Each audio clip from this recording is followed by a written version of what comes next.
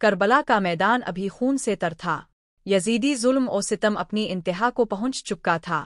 امام حسین علیہ السلام کی شہادت کے بعد ان کا سر مبارک، جسے زیتن دو عالم کہا جاتا ہے، نیزے پر بلند کیا گیا۔ یہ وہ لمحہ تھا جب آسمان بھی خون کے آنسو رو رہا تھا۔ حضرت زینب، امام سجاد اور اہل بیت کی بیویاں پابند سلاسل تھیں، اور یزیدی لشکر قیدیوں کو کوفہ لے جا رہا تھا۔ کوفہ کے دروازے کھلے، ایک شور سا بلند ہوا، لوگ راستوں میں کھڑے تھے۔ نیزے پر بلند امام حسین کا سر ایک روب و جلال کے ساتھ چمک رہا تھا۔ دشمنوں نے اس سر کو فتح کی علامت سمجھا، لیکن اس میں شہادت اور ولایت کی روشنی تھی۔ جناب زینب کی نظریں بار بار اس سن اقدس پر جاتی اور آنکھوں سے آنسو بہہ نکلتے۔ جب کاروان اہل بیت دربار کوفہ پہنچا، ابن زیاد تخت پر بیٹھا تھا، ننگ و ناموس سے بے پرواہ، غرور اور تکبر کے نشے میں چور۔ قیدیوں کو دربار میں پیش کیا گیا۔ اس کے سامنے سب سے پہلے امام حسین کا سر مبارک نیزے سے اتار کر ایک تشت میں رکھا گیا۔ ابن زیاد نے گستاخی کی وہ حد پار کر دی۔ اس نے اپنے ہاتھ میں ایک چھڑی لی اور امام حسین کے لب و دندان مبارک پر مارنے لگا، وہی لب جن کو رسول اللہ بوسہ دیا کرتے تھے۔ دربار میں موجود ایک بزرگ صحابی حضرت زید بن ارقم نے فوراً احتجاج کیا، اے ابن زیاد، اپنی چھڑی ہٹا، میں نے ان لبوں کو خود رسول اللہ کو چومتے ہوئے دیکھا ہے۔ ابن زیاد نے تمسخر میں جواب دیا، لیکن زید بن ارقم کا دل خون کے آنسو رو رہا تھا۔ وہ جانتے تھے کہ یہاں سچ بولنے کی قیمت جان ہے، مگر وہ خاموش نہ رہ سکے۔ قیدیوں میں موجود حضرت زینب آگے بڑھی، سر بلند، آنکھوں میں آنسو، لیکن لبوں پر غرتن الوی کا جلال۔ اے ابن زیاد، کیا تو سمجھتا ہے کہ تاو نے ہمیں شکست دی ہے؟ نہیں، فتح اللہ کی ہے اور رسوائی تیرے نصیب میں ہے۔ ابن زیاد آگ بگولا ہو گیا۔ اس نے حضرت زینب کو قتل کی دھمکی دی، مگر شیر دل بی بی نے کہا، قتل سے ہمیں ڈراتا ہے؟ شہادت تو ہمارا ورثہ ہے۔ دربار کی فضا میں ایک لمحے کو خاموشی چھا گئی۔ سچائی کی گونج ابن زیاد کے غرور کو چیرنے لگی۔ امام حسین کے سر مبارک سے نور نکل رہا تھا، وہاں موجود لوگوں کے دل کانپنے لگے۔ یہی وہ لمحہ تھا جب تاریخ نے قلم تھام لیا اور لکھ دیا کہ حسین کا سر نیزے پر بھی بلند رہا، اور یزید و ابن زیاد تخت پر بیٹھ کر بھی ذلیل ہوئے۔ ابن زیاد کی بے حرمتی اور سر حسین کی جلالت۔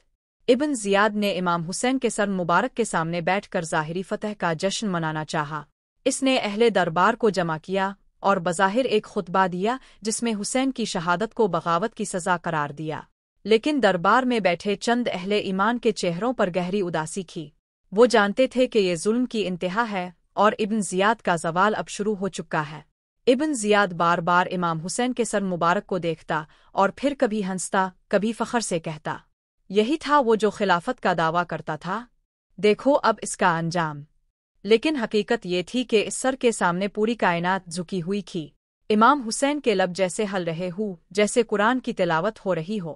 کچھ روایات میں ہے کہ امام کا سر مبارک تلاوت کر رہا تھا، ایم حسنبت انوے اسحیاب الویفن وال روکنن ویناوا منا ایت نیا ایجب الف الکہف 9۔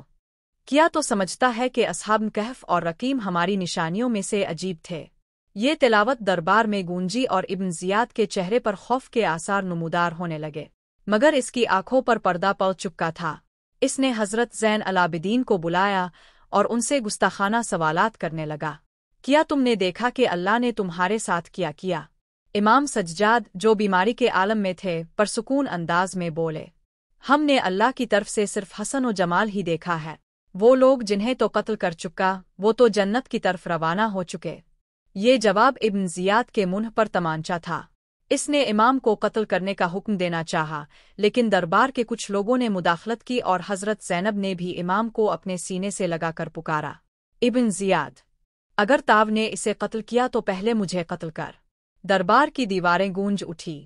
ایک مظلومہ جو ابھی بھائی، بیٹے، بھتیجے سب کچھ قربان کر چکی تھی، اب بھی حق کی حفاظت کے لیے سینہ سپر کھڑی تھی۔ ایک اور لمحہ آیا جب ایک شقی القلب نے تشت میں رکھے سر مبارک کو ٹھوکر مارنا چاہی، مگر اچانک دربار میں موجود ایک نصرانی راہب نے کھڑے ہو کر احتجاج کیا، کیا تم جانتے ہو کہ یہ کس کا سر ہے؟ یہ اس کا سر ہے جس کی نانی کا ذکر ہماری انجیل میں بھی آیا ہے۔